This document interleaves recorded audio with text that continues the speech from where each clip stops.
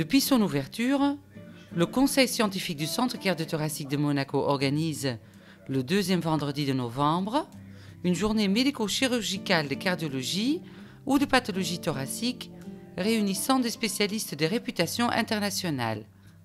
En 2014, au Salon Eiffel de l'Hôtel Hermitage, s'est tenue la 26e journée internationale.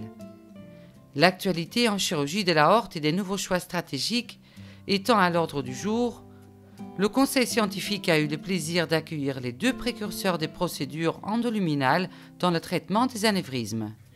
Le Dr Claudio Schonholz et le Dr Juan Parodi, tous les deux en provenance d'Argentine, étaient les invités privilégiés du chirurgien vasculaire du Centre cardio-thoracique, le Dr Claude Mial. Cette 26e journée internationale du Centre cardio-thoracique a été tournée sur la chirurgie de l'aorte. En effet, dans le cadre du Centre cardio-thoracique, l'exercice pluridisciplinaire permet de combiner à la fois la chirurgie vasculaire et la chirurgie cardiaque. Et donc, on a pu ainsi survoler l'ensemble des problèmes techniques que pouvait poser la réparation de l'aorte à ces différents niveaux. Un des intérêts essentiels de cette journée, c'est la venue des véritables pionniers de ce type de technique, en l'occurrence les docteurs Juan Parodi et Claudio Schonholz, qui en 1989 à Buenos Aires ont réalisé le premier traitement d'un anévrisme de l'aorte sous-rénale par l'intérieur des vaisseaux, sans qu'il soit nécessaire d'ouvrir l'abdomen.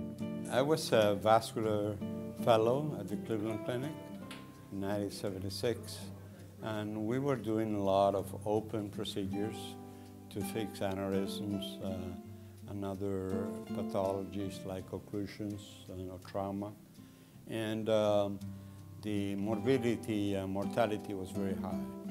So I told my chief that we needed to develop something less aggressive and equally effective, but less aggressive, because most of our patients were very old and debilitated.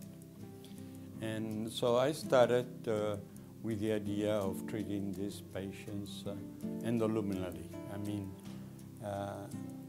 instead of opening the abdomen or thorax, to like building a sheep inside a bottle, to create a new artery coming from inside, from the femoral artery upwards, and then to create a new artery inside the artery which was diseased.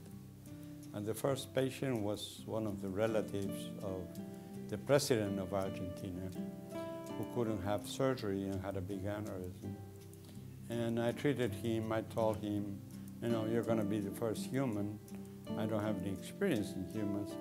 And the case went very, very well. And the patient was having dinner the same day and was walking the following day. So I thought to myself, if I can reproduce this and make this durable, it's going to make a revolution. And actually, it made a revolution because it changed the way we treat patients with aneurysm worldwide. That was a big revolution. And a big revolution, a little more costly, because to build this graft, you know, it's more expensive than using just the regular graft we were using before.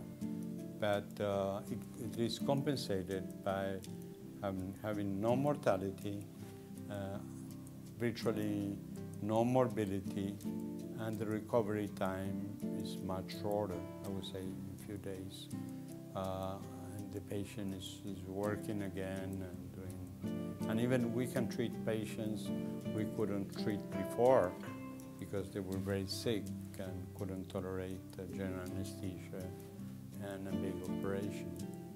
Le deuxième point fort a été de voir comment ont évolué ces techniques et combien elles sont devenues maintenant des techniques à la fois de routine dans certains domaines, comme l'aorte sous-rénale ou l'aorte thoracique descendante, et comment maintenant des gestes de reconstruction de plus en plus complexes sont réalisés par cette nouvelle génération de chirurgiens particulièrement rompus aux techniques endovasculaires. C'est là que la discussion a pris un intérêt tout particulier en confrontant les possibilités des techniques endovasculaires avec les réalités de la chirurgie ouverte et notamment les frontières qu'il y a entre la chirurgie aortique par voie endoluminale et la chirurgie cardiaque. Le centre cardiothoracique, en ayant définitivement une stratégie pluridisciplinaire, a rassemblé à la fois les spécialités chirurgicales cardiaques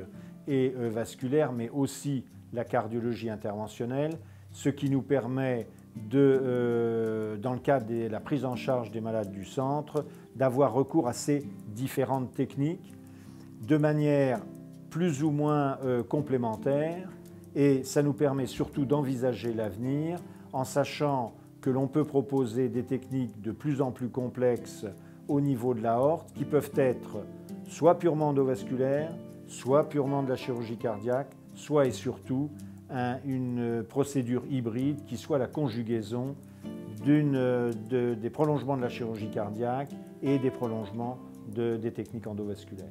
Avec 150 participants de différents pays, le centre a démontré une fois de plus son importance au niveau de la recherche clinique et au développement et mise en place des nouvelles techniques chirurgicales. Pour toutes les informations concernant le centre et leur prise en charge, rendez-vous sur le site du Centre cardiothoracique au www.ccm.mc, rubrique Activités scientifiques.